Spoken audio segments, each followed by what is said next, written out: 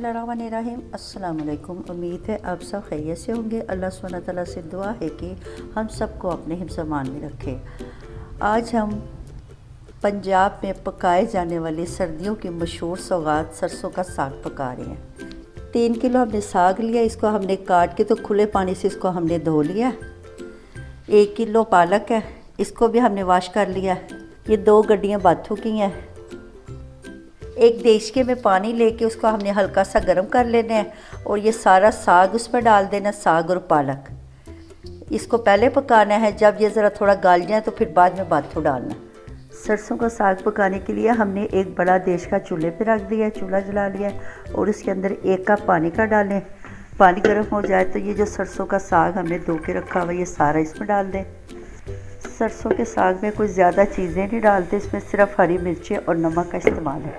सरसों के साग के साथ ही पालक भी साथ ही शामिल कर दें।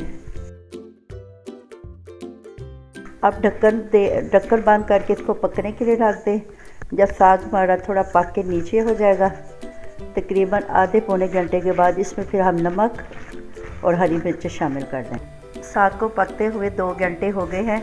साग जितना ज़्यादा पकेगा उतना ही मज़े का और टेस्टी बनेगा। तकरीबन 5 से 6 घंटे लाजमी इसको पकाएं। अब इसके अंदर हम 2 टेबल स्पून नमक, ये हरी मिर्चें हैं 20 अदद तकरीबन। नमक और मिर्च आप अपने टेस्ट के मुताबिक डालें। इन हरी मिर्चों को मैं ग्राइंडर में ग्राइंड करके तो उसमें डाल दूँगी, या इसको बारीक बारीक काट के डाल दें। और ये बाथू मैंने धो के रखा हुआ है। बाथू के बगैर साग मज़े का नहीं बनता, इससे हमारा साग बड़ा अच्छा खट्टा खट्टा सा बहुत मज़े का बनेगा। बाथू भी लाजमी डालते हैं। अब 1 मरतबा इनको मिक्स कर दें और हल्की आंच पे पकने दें। ये देखिए, ये हरी मिर्चियाँ हमने चॉपर में चॉप कर ली हैं, या आप हाथ से बारीक बारीक काट लें, ये भी इसमें शामिल कर दें। अब इसको पकने दें। साग भी कई किस्मों के होते हैं, सरसों का साग, गोभी सरों का साग, चौलाई का साग। आज हम सरसों का साग पका रहे हैं। ये बहुत मज़े का और बहुत लजीज बनता है। इसको आप मक्की की रोटी या चावल के आटे की रोटी के साथ भी खा सकते हैं। मकई के साथ इसको खाएं और साथ उसके ऊपर मक्खन डालें तो मज़ा दोबाला हो जाएगा। अब साग को पकने दें। 5 घंटे हो गए हैं साग को पकते हुए। हमारा साग अच्छा सा गल गया है और इसमें देखिए पानी भी थोड़ा सा रह गया। अब हमने चूल्हा बंद कर दिया। अगर ये हांडे में पकाएंगे तो और ज़्यादा मज़े का बनेगा, लेकिन मेरे पास हांडी नहीं थी बड़ी, तो इसलिए मैंने देशकी में पकाया। साग को घोटने के लिए लकड़ी की मिदनी होती है, गोल सी बनी होती है, उससे साग को घोटते हैं। अगर वो नहीं है तो फिर आप इसको ठंडा करके तो ग्राइंडर में हम कर लेंगे। चूल्हा मैंने बंद कर दिया। इस मौके पे आप नमक भी टेस्ट कर सकते हैं। अगर आपको नमक मिर्च कम लगे तो आप और शामिल कर लें। इसमें वैसे ये परफेक्ट है, बिल्कुल ठीक है। ग्राइंडर में इसको ज़्यादा ग्राइंड नहीं करना, ज़्यादा मलीदा सा नहीं बनाना, बस 1 या 2 मरतबा यूँ हल्का सा घुमाना है और बटन बंद कर देना। हल्का सा इसको ब्लेंड किया और ये कितनी आसानी से हो गया। इसका ज़्यादा मलीदा सा नहीं करना, ज़्यादा बारीक नहीं करना। फिर बाद में साग का तड़का लगाएंगे। तड़का लगाने के लिए हमने 5-6 जवे लहसुन के लेके उनको बारीक बारीक चॉप कर लिया और छोटा सा एक अदरक का पीस चॉप कर लिया।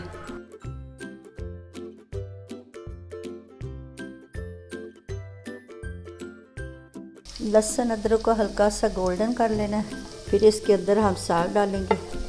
लहसुन अदरक ब्राउन हो गया, अब इसके अंदर हम साग डाल देते हैं।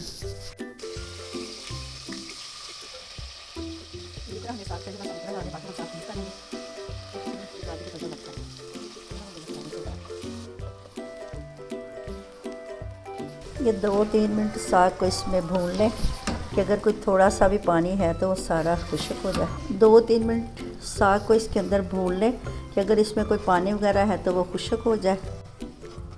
ये हमारा साग रेडी हो गया। अब इसके साथ हम मकई की रोटी तैयार करते हैं। ये हमने मकई का आटा लिया है, इसको हमने छलनी से छान लिया है।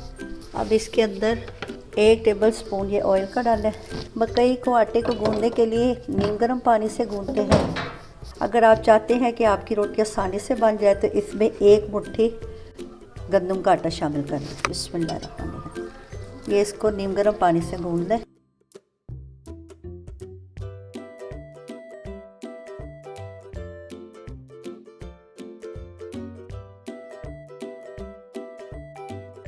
मकई का आटा जितना ज़्यादा बारीक होगा उतनी ही रोटी अच्छी बनेगी। अगर मोटा आटा होगा तो रोटी पकाने में मुश्किल होगी। ये देखिए आटा हमने गूंद लिया है। इसको ना ज़्यादा सख्त करना है और ना ज़्यादा नरम, दरमियानी इसकी डो रखनी है। चले अब इसको किसी छोटे बाउल में निकालते हैं, फिर रोटी पकाते हैं। ये हाथों पे हल्का सा ऑयल लगा लें, ग्रीस कर लें हाथों को।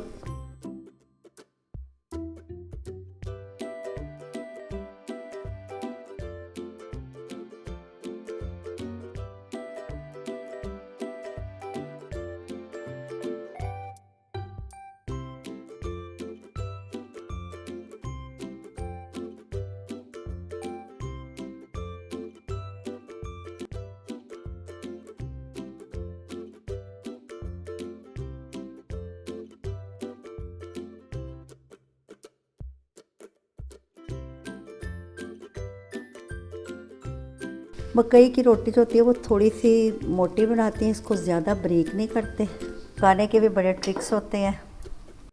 ज़्यादातर लोग इसको शॉपर पे डाल के तो हाथों से दबा दबा के बना लेते हैं। वो आसानी से आप बना लेते हैं, लेकिन हाथों से जो रोटी को बेलना है वो एक फ़न है, वो हर बंदा नहीं बना सकता। इस रोटी को हल्की आंच पे पकाना है।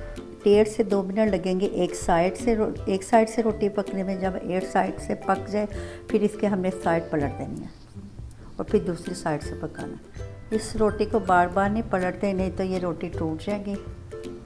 बड़ी एहतियात से इसको पकाते हैं। रोटी हमारी पक गई है। अब इसके ऊपर हम घी या ऑयल, जो भी चीज़ आपको मयसर है वो लगाएं और फिर ऐसे सुराख कर दें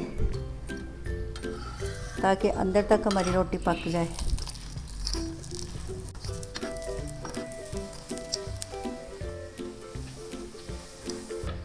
हमने मक्की की रोटी पका ली है और ये हमने सरसों का गंदलों का साग, इसके ऊपर हम मक्खन का पेड़ा रखेंगे।